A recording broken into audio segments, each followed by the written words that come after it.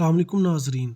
आज एक और दर्दनाक, अलमनाक और सबक आमूज़ वाक़या के साथ पेश खिदमत है। चैनल को लाइक, शेयर और सब्सक्राइब ज़रूर कर दें। कल रात एक ऐसा वाक़या हुआ जिसने ज़िंदगी के कई पहलुओं को छू लिया। करीब शाम के 7 बजे होंगे, मोबाइल की घंटी बजी। फ़ोन उठाया तो इधर से रोने की आवाज़। मैंने चुप कराया और पूछा कि भाभी जी, आखिर हुआ क्या? इधर से आवाज़ आई, आप कहाँ हैं और कितनी देर में आ सकते हैं? मैंने कहा, आप परेशानी बताएं और भाई साहब कहाँ हैं और माँ किधर है? आखिर हुआ क्या है? लेकिन इधर से सिर्फ मैं इसे मुतमईन करते हुए कहा कि 1 घंटा लगेगा पहुंचने में। जैसे तैसे घबराहट में पहुंचा, देखा कि भाई साहब जो हमारे जज दोस्त हैं सामने बैठे हुए हैं। भाभी जी रोना चीखना कर रही हैं। 12 साल का बेटा भी परेशान है और 9 साल की बेटी भी कुछ कह नहीं पा रही है। मैंने भाई साहब से पूछा कि आखिर क्या बात है। भाई साहब कुछ जवाब नहीं दे रहे थे। फिर भाभी जी ने कहा, ये देखिए, तलाक के कागजात कोर्ट से तैयार करा के लाए हैं, मुझे तलाक देना चाहते हैं। मैंने पूछा, ये कैसे हो सकता है? इतनी अच्छी फैमिली है, 2 बच्चे हैं, सब कुछ सेटल्ड है। पहली नज़र में मुझे लगा कि ये मजाक है, लेकिन मैंने बच्चों से पूछा, दादी किधर हैं?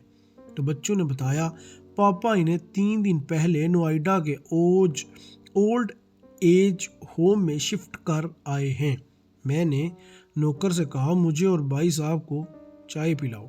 कुछ देर में चाय आई। भाई साहब को मैंने बहुत कोशिश की चाय पिलाने की, मगर उन्होंने नहीं पी और कुछ ही देर में वो मासूम बच्चे की तरह फूट फूट कर रोने लगे और बोले, मैंने 3 दिनों से कुछ नहीं खाया है। मैं अपनी 61 साल की माँ को कुछ लोगों के हवाले करके आया हूँ। पिछले साल से मेरे घर में माँ के लिए इतनी मुसीबतें हो गई कि बीवी ने कसम खा ली कि मैं माँ जी का ध्यान नहीं रख सकती। ना तो ये उनसे बात करती थी और ना मेरे बच्चे इनसे बात करते थे। रोज़ मेरे कोर्ट से आने के बाद माँ बहुत रोती थी। नौकर तक भी इनसे खराब तरह से पेश आते थे और अपनी मनमानी करते थे। माँ ने 10 दिन पहले बोल दिया, तू मुझे ओल्ड एज होम में डाल दे। मैंने बहुत कोशिश की पूरी फैमिली को समझाने की, लेकिन किसी ने माँ से सीधे मुँह बात तक नहीं की। जब मैं 2 साल का था तब अब्बू इंतकाल कर गए थे। माँ ने दूसरों के घरों में काम करके मुझे पढ़ाया, इस काबिल बनाया कि मैं आज एक जज हूँ। लोग बताते हैं कि माँ दूसरों के घर काम करते वक्त कभी भी मुझे अकेला नहीं छोड़ती थी। इस माँ को मैं आज ओल्ड एज होम में छोड़ आया हूँ। मैं अपनी माँ की एक एक दुख को याद करके तड़प रहा हूँ, जो उन्होंने सिर्फ मेरे लिए उठाए थे। मुझे आज भी याद है जब मैं मैट्रिक के इम्तिहान देने वाला था, माँ मेरे साथ रात भर बैठी रहती थी। एक बार जब मैं स्कूल से घर आया तो माँ को बहुत ज़बरदस्त बुखार में मुब्तला पाया। पूरा जिस्म गर्म और तप रहा था। मैंने माँ से कहा, तुझे तेज़ बुखार है? तब माँ हंसते हुए बोली, अभी खाना बनाकर आई हूँ इसलिए गर्म है। लोगों से उधार मांग कर मुझे यूनिवर्सिटी से LLB तक पढ़ाया। मुझे ट्यूशन तक न पढ़ाने देती थी, कहीं मेरे वक्त बर्बाद ना हो जाए। कहते कहते रोने लगे और कहने लगे, जब ऐसी माँ के हम नहीं हो सके तो अपने बीवी और बच्चों के क्या होंगे? हम जिनके जिस्म के टुकड़े हैं, आज हम उनको ऐसे लोगों के हवाले कर आए जो इनकी आदत, इनकी बीमारी, इनके बारे में कुछ भी नहीं जानते हैं। जब मैं ऐसी माँ के लिए कुछ भी नहीं कर सकता तो मैं किसी और के लिए भला क्या कर सकता हूँ? आज़ादी अगर इतनी प्यारी है और माँ اتنی بوجھ ہے تو میں پوری آزادی دینا چاہتا ہوں۔ جب میں بغیر باپ کے پل گیا تو یہ بچے بھی پل جائیں گے، اسی لیے میں طلاق دینا چاہتا ہوں۔ ساری پراپرٹی میں ان لوگوں کے حوالے کر کے اس اولڈ ایج ہوم میں رہوں گا۔ وہاں کم از کم ماں کے ساتھ تو رہ سکتا ہوں، اور اگر اتنا سب کچھ کرنے کے باوجود ماں اولڈ ایج ہوم میں رہنے کے لیے مجبور ہے تو ایک دن مجھے بھی آخر جانا ہی پڑے گا۔ ماں کے ساتھ رہتے رہتے عادت بھی ہو جائے گی، ماں کی طرح تکلیف تو نہیں ہوگی۔ جتنا بولتے اس سے بھی زیادہ رو رہے تھے۔ اسی درمیان رات کے 12:30 ہو گئے۔ میں نے بابی جی کے چہرے کو دیکھا، ان کے چہرے پچھتاوے کے جذبات سے بھرے ہوئے تھے۔ میں نے ڈرائیور سے کہا، ابھی ہم لوگ اولڈ ایج ہوم چلیں گے۔ بابی جی، بچے اور ہم سارے لوگ اولڈ ایج ہوم پہنچے۔